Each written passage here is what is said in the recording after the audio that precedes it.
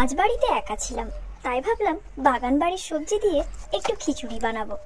প্রথমে একটা পেঁপে পেড়ে নিলাম, আর সেটা 5 মিনিট ধরে খুঁজে খুঁজে এখানে পেলাম। তারপরে একটা বেগুন আর চাল থেকে একটা টাটকা কুমড়ো তুলে নিলাম। খিচুড়ি বানানোর জন্য আমি এই সমস্ত সবজিগুলো এবার কেটে নেব। পুঁই শাক আনতে ভুলে গেছিলাম, তাই আবার বাগান বাড়ি থেকে ওটা নিয়ে এলাম। সবজিগুলো আমার কাটা হয়ে গেছে, এবার আমি জল দিয়ে এটাকে ধুয়ে নেব। রান্নার জন্য প্রয়োজনীয় আরো কিছু উপকরণও নিয়ে নিলাম।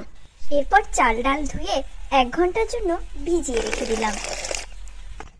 ধুয়ে জল ঝরিয়ে রাখা সমস্ত সবজিগুলো কড়াইয়ে তেল দিয়ে ভেজে নিলাম, পুঁই শাক আর টমেটোটা বাদ দিয়ে। কুকারে মশলাটা কষে নিয়ে জল ঝরিয়ে রাখা চাল ডালটা দিয়ে দিলাম।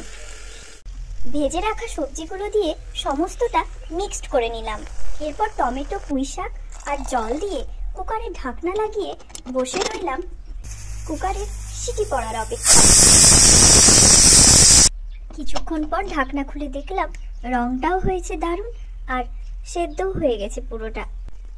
তারপর আমি এটা সার্ভ করে নিলাম বেগুন ভাজা আর পাঁপড়ের সঙ্গে।